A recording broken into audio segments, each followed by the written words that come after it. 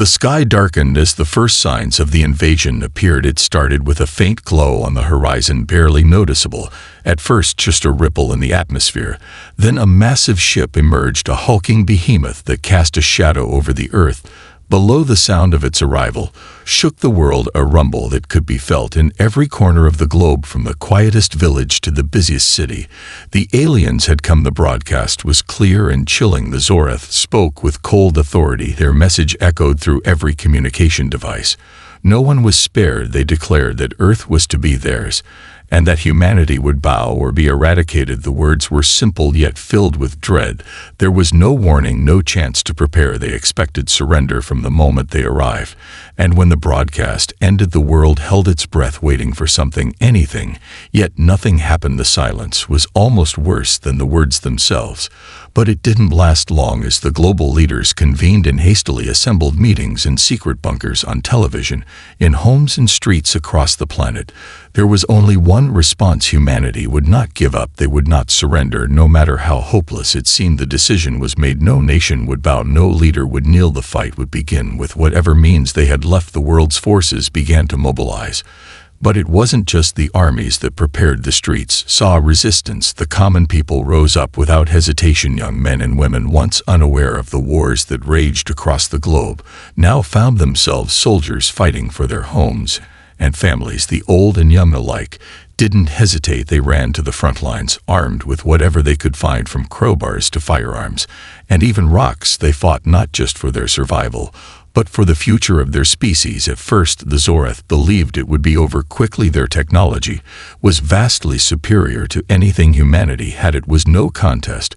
But as they attacked cities one by one and watched human resistance surge in unexpected places, the Zorath began to sense something strange in their calculations, something they hadn't predicted. Humans were resilient. They fought without regard for their own safety. They didn't break, and they didn't bend. When the first strike came, humanity fought back with whatever they had. The destruction was catastrophic, but the retaliation was immediate. It was chaotic. No organization, no clear plan, just humans fighting as they always had, by instinct, by heart. And in doing so, they showed the Zorath something they hadn't anticipated.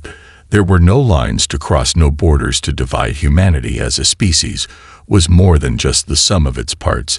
They were unpredictable, they were wild, and they were united in a way that no alien had ever understood before. The Zorath thought this would be easy, and yet here they were struggling to hold their ground against a species that wasn't supposed to stand a chance in a war of this scale.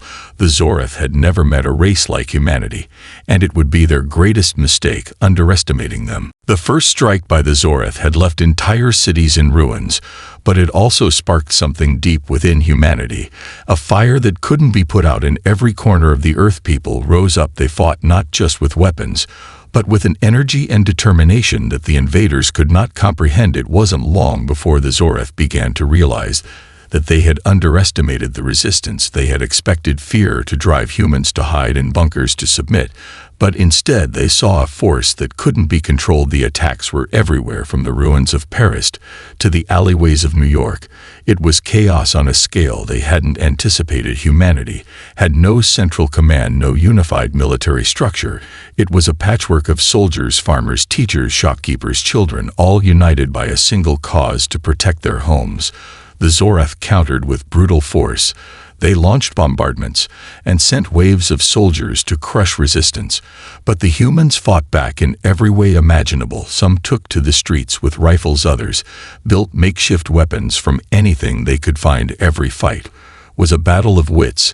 As much as strength, they used the environment to their advantage. Guerrilla tactics became their specialty. They lured Zorath forces into traps, using their knowledge of the terrain to confuse and destroy them. Despite the overwhelming odds, the Zorath were becoming frustrated. They couldn't predict where the next attack would come from, or who would be behind it. Every time they thought they had humanity cornered, the humans found a way out. It wasn't just that humanity fought back. They fought smarter than the Zorath could ever have imagined. They didn't rely solely on brute strength. They used every bit of technology at their disposal. Even the most primitive of tools became deadly in human hands. while the Zorath relied on their advanced weaponry, and their superior fire-powered humanity had something more important. They had creativity, resourcefulness, and a refusal to give up. The tides of the war began to shift ever so slightly. Humanity might still be losing on the surface, but their resilience had forced the Zorath to rethink their strategy. The human spirit could not be broken. It was this very fact that caused the Zorath to make a fateful mistake. They thought that a show of power would break the human will, but instead, it fueled their resistance. More and more people joined the fight. Civilians who had never held a weapon now stood on the front lines with whatever they could find. Soldiers who had once known only peace now found themselves in the heart of battles. Unlike anything they could have imagined, the war was no longer just about survival. It was a fight for the soul of humanity. The Zorath were about to learn what humans truly were, what they could accomplish when cornered. They hadn't just underestimated a species, they had awakened something far more dangerous than they had ever anticipated, a force that would stop at nothing to see the light of their future survive. The tide began to shift as humanity discovered something crucial buried deep in the wreckage of a downed Zorath ship. Among the debris and twisted metal, the humans found a device unlike anything they had ever seen. At first, they thought it was just another weapon, but then the scientists began to study it and realized it was more than that. It was the heart of the Zorath's technological advantage. It was a power source, something that could generate unimaginable amounts of energy, and with that energy they could control entire fleets of ships and weapons. The scientists were baffled at first. How could a race so advanced rely on something so simple, so primitive? And yet the more they analyzed, the more they realized that this was the key to breaking the Zorath's hold on the planet. If they could harness this energy, they could turn the tide of the war in their favor. But it wasn't easy. The technology was far beyond anything humanity had ever encountered. They had no way of understanding it fully, at least not without help. That help came from an unlikely source. Drakari Harris, a young scientist who had spent years studying alternative energy sources, suddenly found herself at the center of a global effort to reverse engineer the Zorath device. Her team worked tirelessly night and day experimenting with the alien tech, trying to find a way to adapt it to Earth's resources. At first, the results were disastrous. Many of their experiments ended in failure, but with every failure they learned more. They adapted, they evolved, and soon enough they discovered a breakthrough. The device was linked to a frequency, one that resonated with the very core of the Zorath's weaponry and shields. It wasn't just a power source, it was a key that unlocked their defenses. Once they understood this, they knew they had a chance. They began to build prototypes using what little they had reverse engineered from the Zorath technology.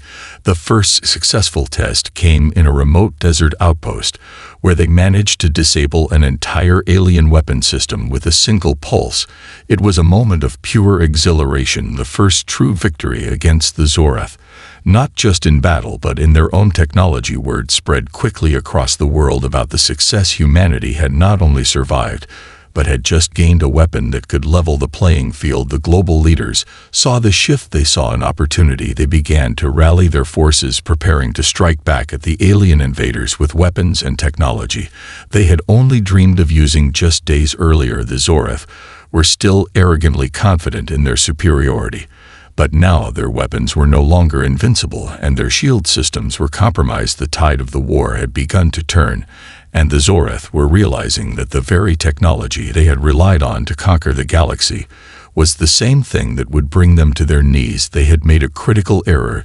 They had underestimated humanity's ingenuity, humanity's will to survive. The humans weren't just fighting for survival anymore.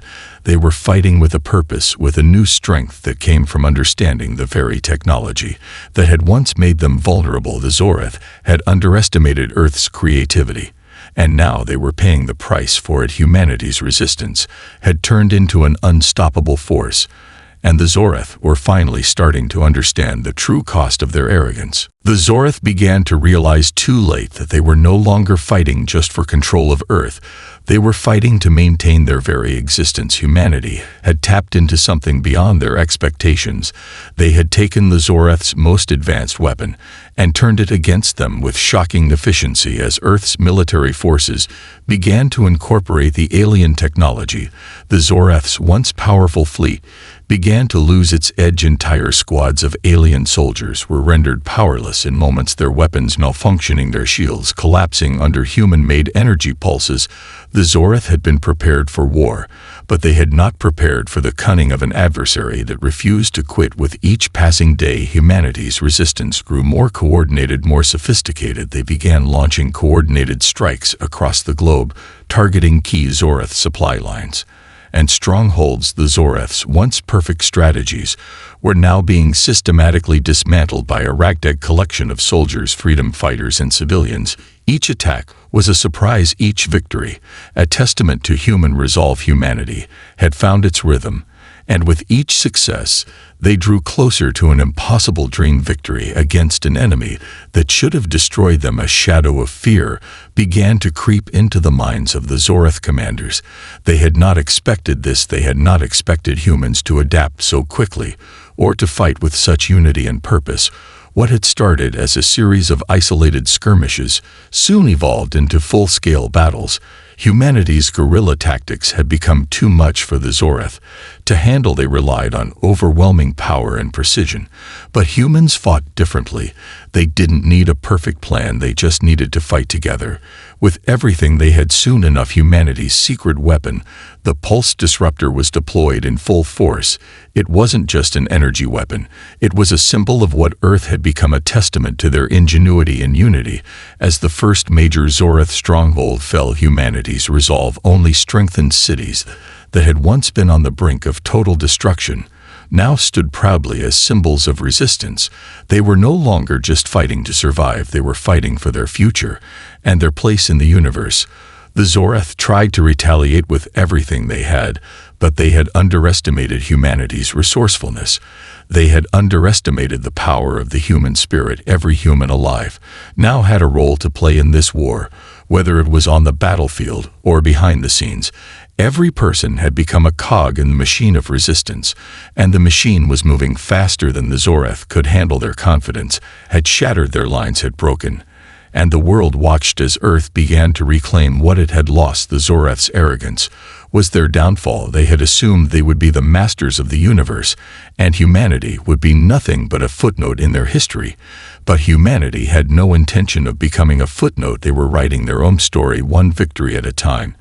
And it was only a matter of time before the Zoreth realized that the war they had started would not end with their victory, but with their defeat. The Zoreth were not accustomed to defeat. Their superior technology had always guaranteed them victory. But now they found themselves in an unfamiliar position.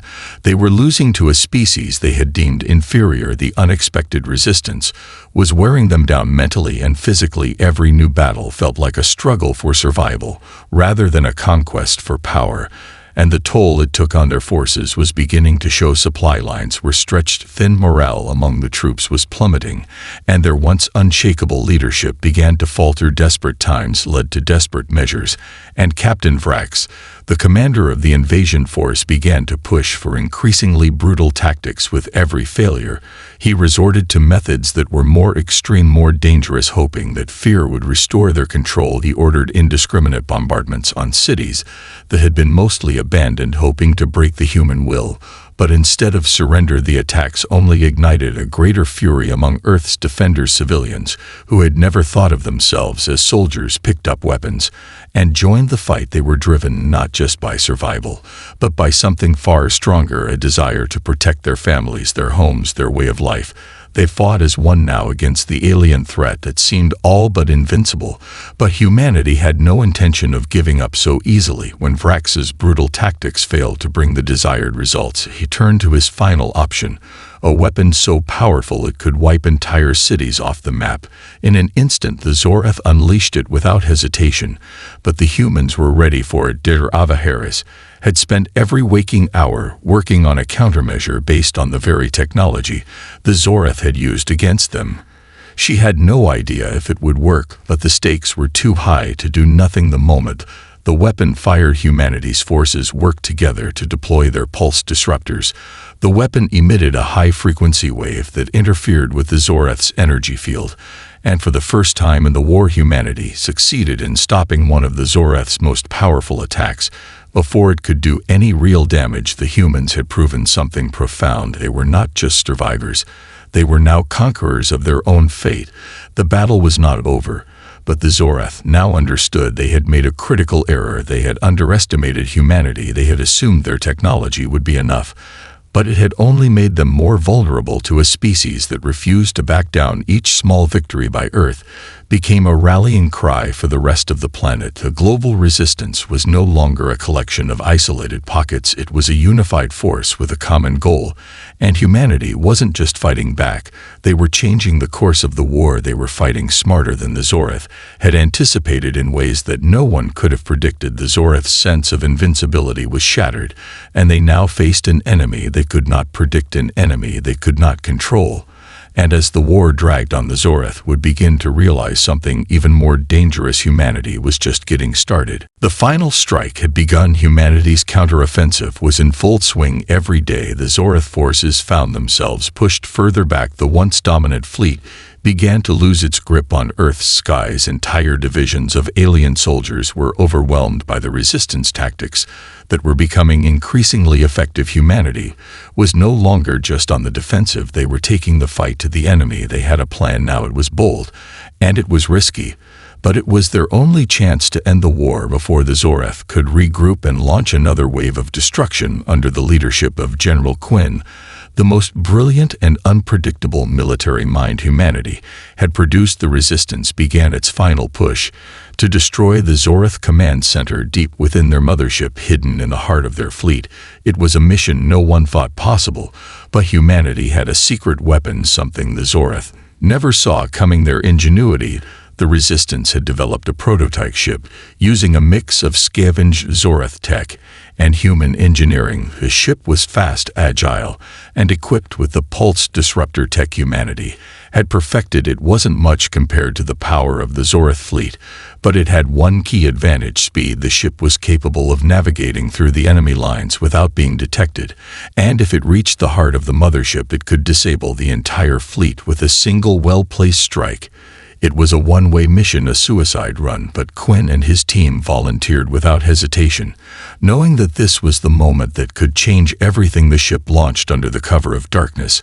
As the final battle raged across Earth's surface, their target was clear. The Zoreth's command center was the beating heart of their war effort. Take it out, and the entire fleet would crumble. Humanity had no time to waste, and the Zoreth had no idea what was coming. Their arrogance had blinded them to the true power of their enemy. As the team navigated deeper into the Zoreth mothership, they encountered heavy resistance. They were met with swarms of alien fighters and automated defense systems that lit up the void of space, but they pushed forward with the same determination that had driven humanity throughout the war. They were outgunned, outmatched, and outnumbered, but they were relentless, and when they finally reached the core of the Zoreth's power, it was a race against time. Quinn knew this was their only chance. He ordered the team to plant the disruptors. As they set up their final charge, every moment felt like an eternity. The countdown to the detonation felt like an eternity. But just as they were about to complete their task, the Zoreth realized what was happening. It was too late. They could not stop them. The disruptors activated, and the entire Zoreth fleet shuddered as the pulse wave coursed through their technology. It was as though the mothership had been turned off. The once mighty fleet began to crumble. Pieces of the massive ships started falling apart. Their weapon systems shut down, and their shields went dark. In a matter of minutes, the Zoreth's greatest strength was reduced to nothing. Humanity's final assault had succeeded against all odds. Earth had taken the fight to their doorstep and won. The war had turned in their favor.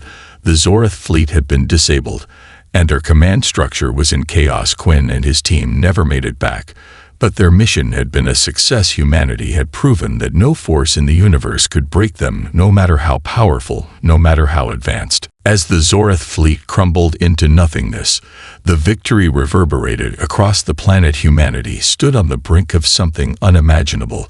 They had defeated an alien empire that had believed themselves unstoppable, and in doing so they had proven that no force could subjugate the will of mankind. The war had cost them everything, yet it had also shown them the depths of their strength. They had fought not just for survival, but for their place in the universe, for the chance to shape their own destiny. And as Earth began to rebuild, the leaders of the planet came together to discuss the next steps. But the threat was far from over. The Zorath had been humbled, but they were not vanquished entirely. Remnants of their forces, scattered across the stars, began to regroup and plot their next move. The war wasn't truly over yet, but humanity was no longer afraid. They had learned too much about the nature of their enemy, and now they had a plan to finish it once and for all. While Earth celebrated its hard-won victory, humanity didn't stop preparing. They knew that the Zorath would not give up so easily, and they wouldn't be caught off guard again. General Quinn's sacrifice was remembered, but they knew that his death wasn't the end of their fight. The end would come when the last of the Zorath were driven from their skies. Forever, humanity turned its focus to the stars. They began building fleets of their own, fleets that combined the best of human engineering and Zorath technology. The alliance of nations across the world began working as one, no longer divided by borders or politics, but united by a single cause: to protect their future and ensure the survival of their species. They learned from their first fight. They knew that to beat the Zorath once and for all, they would have to become more than just survivors. They would have to become conquerors of their own destiny. Every nation contributed to the effort. Every citizen felt the weight of the responsibility. Every person knew that they had a part to play in the war that was still to come. The rebuilding of Earth's infrastructure was no small task. Cities were reconstructed, the wounded were healed, the dead were mourned. But the war effort never stopped. Humanity focused on securing their future in space. They began to build space stations and colonies on other planets. They learned to harness the energy of the stars themselves. And with every passing day, they grew stronger, smarter, and more capable. The Zorath could not afford to underestimate humanity again. The Earth now stood as a beacon of defiance to the galaxy, a symbol of the power that a united species could have. When they refused to bend, the Zorath might have come to conquer, but they had only awakened something far more powerful than they could have ever imagined. They had forced humanity to evolve at an unprecedented rate, and the once primitive species that the Zorath had thought of as weak was now a force to be reckoned with. But humanity's victory was not just about technology or strategy. It was about the spirit that had driven them, the indomitable human will to persevere, to protect, to never give up no matter the cost. And that spirit would carry them through the final battle against the Zorath. It was only a matter of time before the last remnants of the invaders would be wiped from the stars once and for all. As humanity pushed forward, the galaxy began to take notice of what had happened on Earth. The Zorath may have been a formidable force, but the defeat they suffered at the hands of the humans was a blow that resonated throughout the stars. Planets far and wide began to question the power dynamics of the galaxy. For the first time in centuries, the Zorath were no longer the unquestioned rulers of the cosmos, and in their wake a new power was rising. Earth was not just rebuilding its cities or reinforcing its defenses, it was expanding into the stars. Earth had become a hub of innovation and unity. The most advanced technologies from both human and Zorath origins now flowed freely through the systems. The United Nations of Earth worked together with a shared purpose, a common goal, and every citizen, from the youngest child to the oldest elder, knew that their future was one of endless possibility. The story of humanity's victory was spreading from planet to planet, a tale of survival, resilience, and triumph against impossible odds. It wasn't just Earth that had changed. The war had transformed humanity itself. The species that had once been divided and fractured now stood united, their cultures blending into something stronger, something greater than the sum of their parts. Humanity had learned from its past mistakes, and as the years passed, the human race grew into something far beyond the world they had once known. The technology they had salvaged from the Zorath allowed them to explore deeper into the cosmos.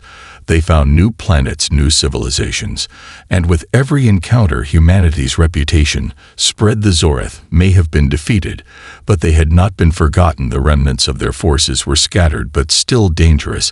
They had retreated to the outer reaches of the galaxy, licking their wounds and planning their next move. But they were no longer the same menacing force They once were. Their empire was fractured, their influence was crumbling, and the humans were not done fighting. Not yet. The Zorath could still pose a threat if left unchecked, but Earth was ready for whatever came next. Humanity had learned one valuable lesson. They had learned that they were not alone, they were not weak, they were a force of nature, a species that could evolve and adapt faster than anything the galaxy had ever seen.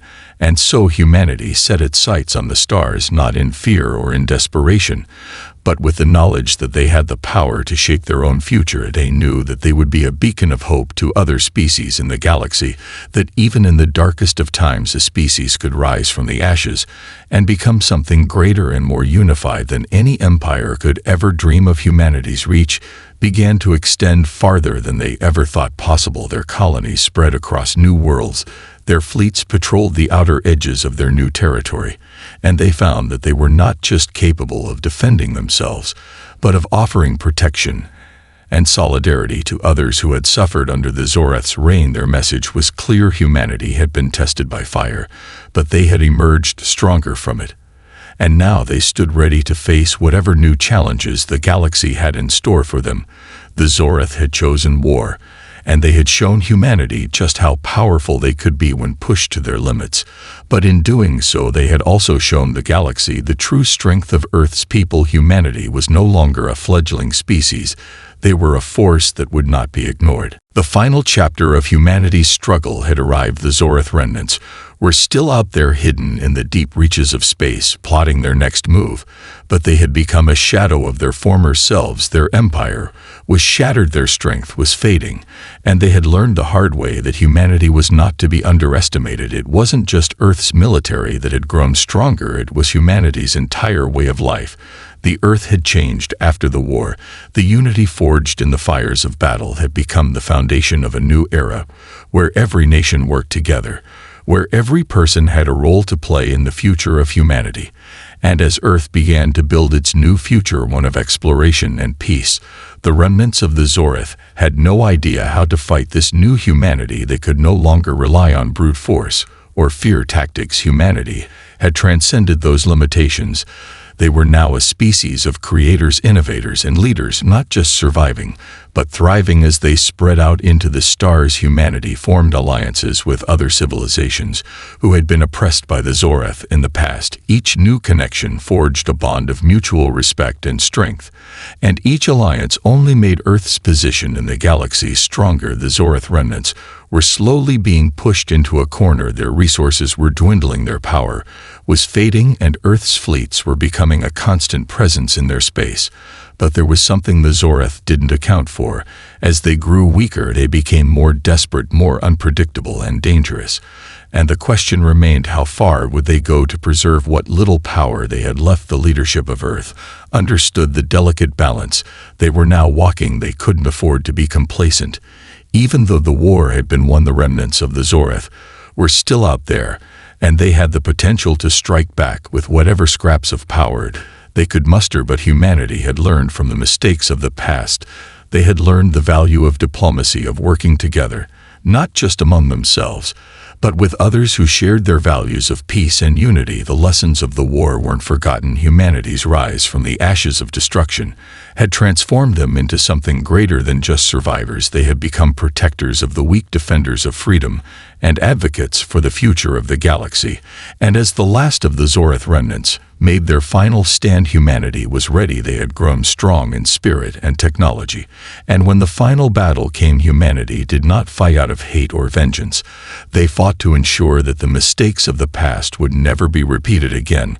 With the Zorath finally vanquished, the galaxy began to heal. The scars of war were still there, but they were fading, replaced by the hope of a new era, one where humanity could stand tall among the stars, knowing that they had not only fought for their survival, but had earned their place as leaders and protectors in a universe full of endless possibilities. Earth had chosen war, but it had chosen peace after victory.